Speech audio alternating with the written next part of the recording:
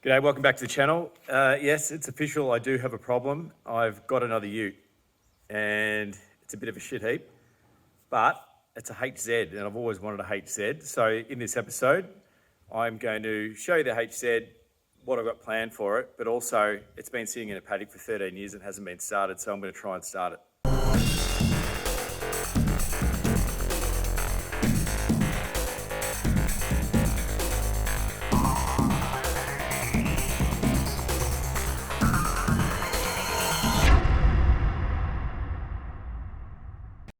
And I know you're all going to go, what have you done?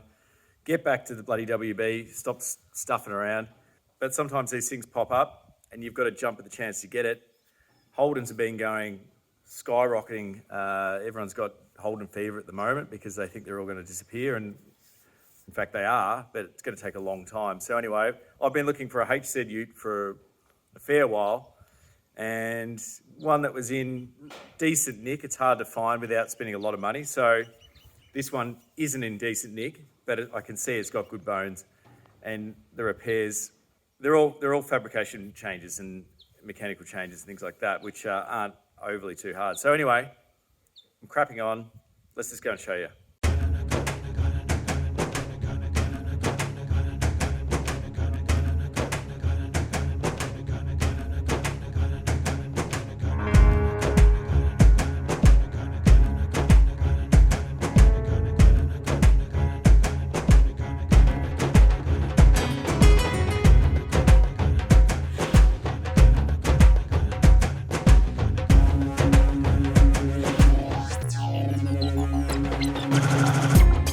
And here it is. It's a 1977 Holden HZ Ute. And the original colour would have been that front colour, sort of like a beige colour. And then someone spray canned a yellow at the quarter panels. So I'll just do a quick walk around and show you what the condition's like. It'll also let you know sort of what I plan for this car. So I don't think there's a straight panel on the thing, but they're not huge issues to fix. So you can see there's, a little dent there, which from what I've learnt on the WB, hammer and dolly, we'll be able to sort that out. The cowl panel's actually not bad, and as you know, the dramas with cowl panels that I've had, it's always an indication of how long the car's been subject to rust, and this hasn't eaten through. In fact, it's actually not too bad on both sides. It does have some rusting around where the windscreen joins, which would have just been from dirt and stuff built up, but it's just quite badly pitted, but it hasn't eaten through. So yeah, that means it's not going to be a huge fix. The roof's good. All the sills, the gutters here, there's no rust, which usually these can get rusted and eat right through, and then you've got big problems with the roof. But the roof's actually pretty straight and patinaed. The sills, on the other hand, are a different story. So that one's been bogged up, similar to the WB in damage. So once again, driver's side isn't as bad as the passenger side due to the fact that, getting on a dirt road, you put your passenger side wheels in the dirt and dirt gets flung up and caught in behind that sill, and then over years it rusts away. There's a fair old dent in that quarter panel, but with access I reckon I could push that out. Rear quarter's stuffed and that's been bogged to the shizen. But once again, got experience with that now, so not scared to tackle that whatsoever. Tailgate, well, you get them on every single one these days. It's stuffed, but once again, $150 and you can sort that out. Definitely more rust in the rear tray than the WB, but by all means not bad. It's pitted quite badly there, but it's pretty much savable. So even the rear tray wall isn't as bad as what the WB was, and this little pillar here is not even too bad, but we do have some rust eaten through there. So I don't know why it chose to do that. It's probably because it's been brazed there, I reckon. These rear sections, pretty good. Doesn't even have a dinted roof here like the WB did, so that's obviously hasn't been worked. Pretty much, yeah. Put in a paddock for 13 years and hasn't been started since. This is the bad side. So that quarter's had a scrape right up, and yeah, it's quite pronounced groove. So it's really frustrating, and that continues to the door as well. So that door would be really hard to get access behind there to fix this quarter panel. I'd probably hammer and dolly and then fill that. I don't think I'd go to the effort of doing a whole panel. This sill is absolutely stuffed. So that's a bit of a worry because it is very, very, very rusted, and it's rusted right through. But they are common places to rust. So, you know, you can get an inner and an outer sill for that. And it'd be a good training or practice to actually do a inner sill, because I've never done it in a sill. Last time I just did the outer, but you can see it's just horrendous. Chassis is actually all right. Had a look at it. Because of the dry weather in Bendigo, you know, you're not going to get the kind of rust that you get. If this was near the ocean, it would have been completely cactus by now.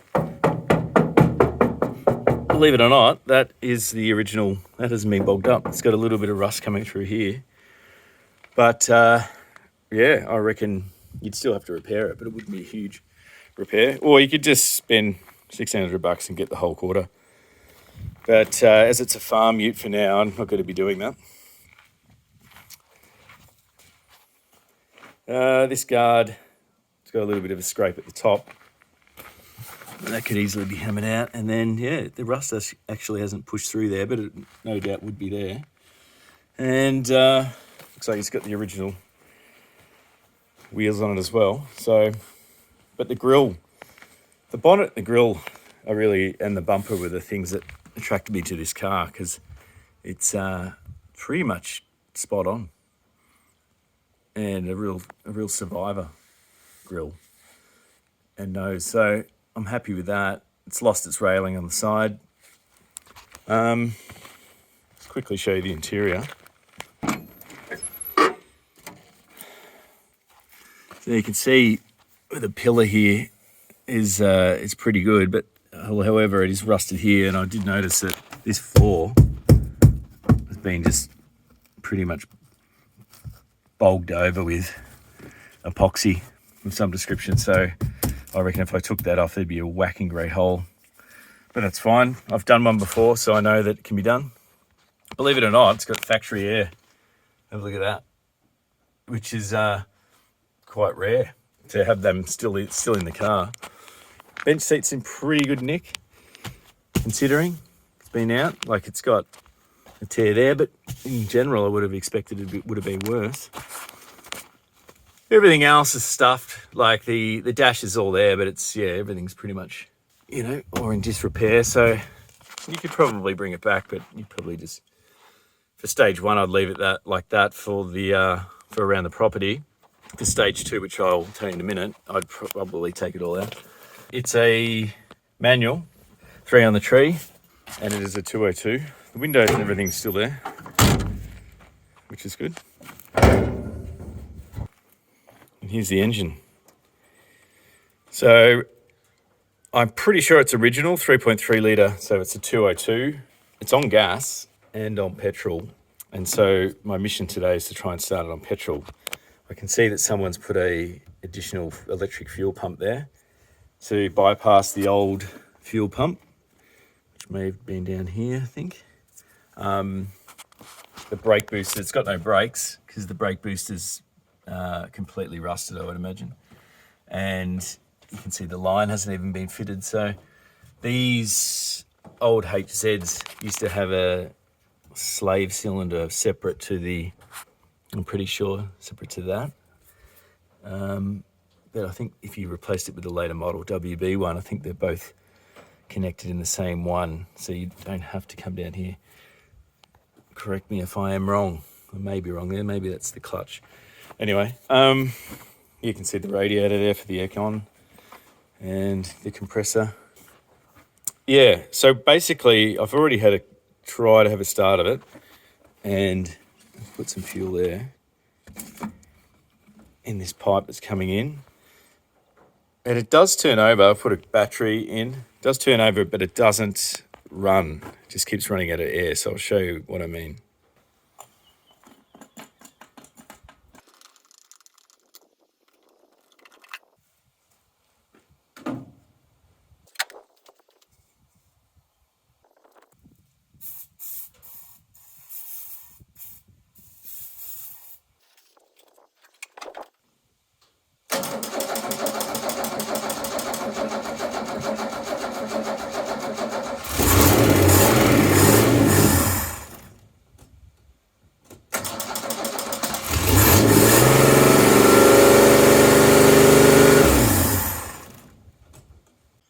All right, so as you can see, I tried to start it, and using Start the Bastard, and that's a Stromberg carburetor. I don't think there's anything wrong with the carburetor. It was working, but then it just went, and it was like you could tell it just ran out of fuel. So I determined that it's going to be, so you can see the old fuel line here that follows back into this little chamber down here, and then if you follow that, it goes down to there, which I think is the mechanical fuel pump. And clearly that's either broken or the fuel tank rusted out, and so they've bypassed that, I assume. And so as an emergency kind of system, they've hooked up this little 12-volt fuel pump into the pump container. And most of the time, I'd assume they run it on gas, and they've just hooked this up to maybe move it once or something like that. So anyway, pretty dodgy. I was just going to, not knowing too much about electrics and things like that, I was just going to test whether this was working or not, because I thought clearly it's being starved of fuel. Something's either blocking the pipe or this fuel pump's not working. So I followed the wires back. I noticed that it said positive and negative, so I followed them back. I went to a little junction here, and I noticed they were just tied up to one terminal on the battery. So I made sure that the positive and negative were tied on separate terminals. And then, I just tested it, and pissing fuel. So I don't know how that's going to work, because that seems to be way too much fuel. But I would imagine that I could probably start it. Yeah, based on that fix.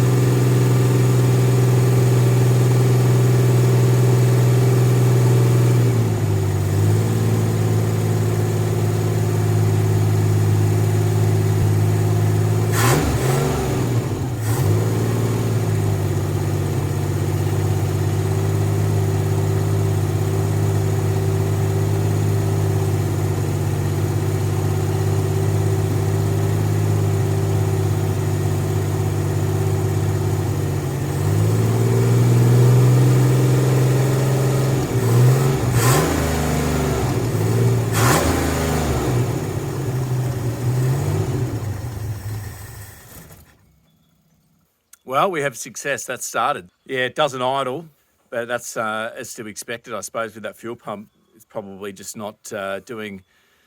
It's probably running too rich, and it'll just cut out. So I don't know the ways around that and how you'd regulate that fuel pump, but I reckon you're better off just going back to the mechanical pump, sorting that out, putting the fuel tank in, and or fixing the fuel tank, getting that fuel pump functional again, and just running it on petrol.